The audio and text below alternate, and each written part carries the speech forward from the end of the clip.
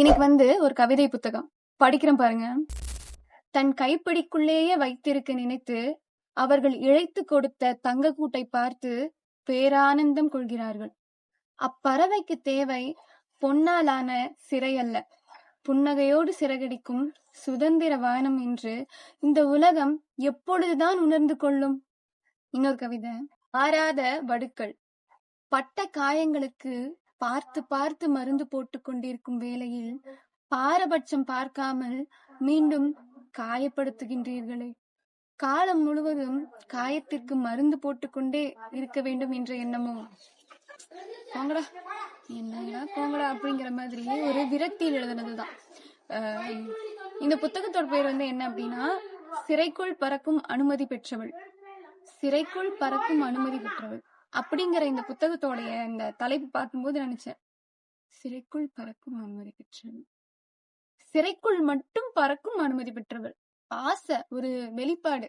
எப்படின்னா, இப்போ இருக்கவங்க நிறைய பேரு இப்பெல்லாம் என்ன பொண்ணுங்க எல்லாம் ஜாலியா இருக்காங்கல்ல, பொண்ணுங்க எல்லாம் வெளியே வராங்கல்ல, அந்த விஷயத்த பண்றாங்க இந்த விஷயத்த பண்றாங்க அப்படி நாங்க வெளியே விட்டதுனாலதான் இவங்க அப்படி போயிட்டாங்க இப்படி போயிட்டாங்க, அவங்களுக்கு அது நடக்குது இது நடக்குது அப்படின்னு இப்பயும் யார் சொல்றாங்க குறை அப்படின்னா, அது பொண்ணுங்க மட்டும் தான் சொல்றாங்க. பொதுவா எல்லாத்தையும் தான் சொல்றேன். பெண்கள் ஆண்கள் எல்லாத்துக்குமே பொதுவாக தான் சொல்றேன். உடனே கமெண்ட்ல அடிக்காதீங்க, ஆண்களை மட்டுமே டார்கெட் பண்ணி கடந்த சில நாட்களாக நீங்க வீடியோ போடுறீங்க அப்படின்னு. அப்படியெல்லாம் எந்த ஒரு எண்ணமும் கிடையாது. சொல்றேன், நாங்க என்ன பண்றோம் அப்படிங்கிறது தெரியும், நாங்க என்ன பண்ணணும் அப்படிங்கறதும் எங்களுக்கு ஓரளவுக்காக தெரியும். நீங்க இதை பண்ணதுனாலதான் அது அப்படி ஆயிடுச்சு அப்படின்னு எல்லா விஷயத்துக்கும் குறை மட்டுமே சொல்லிக்கிட்டு ஒரு விஷயத்த பண்ணணும்னு நினைக்கிற அந்த ஸ்டார்டிங் பாயிண்ட்லயே முடிச்சு துரத்தி வர்றீங்க பாத்தீங்களா. எல்லா வகையிலயுமே அது அதிகமா யோசிக்க வைக்குது. இந்த விஷயத்துக்கு கூட இப்படி பண்ண விட மாட்டாங்க, இந்த விஷயத்துக்கு கூடவா அப்படி நீங்க பண்ணணும் அப்படின்னு.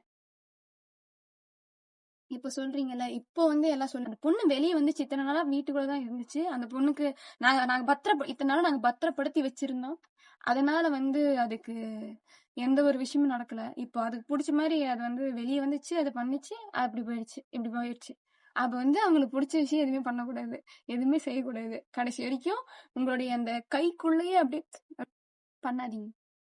இந்த புத்தகத்தை அனுப்பி வச்ச எழுத்தாளர் எனக்கு இதுவும் பண்ணி அனுப்பியிருந்தாங்க.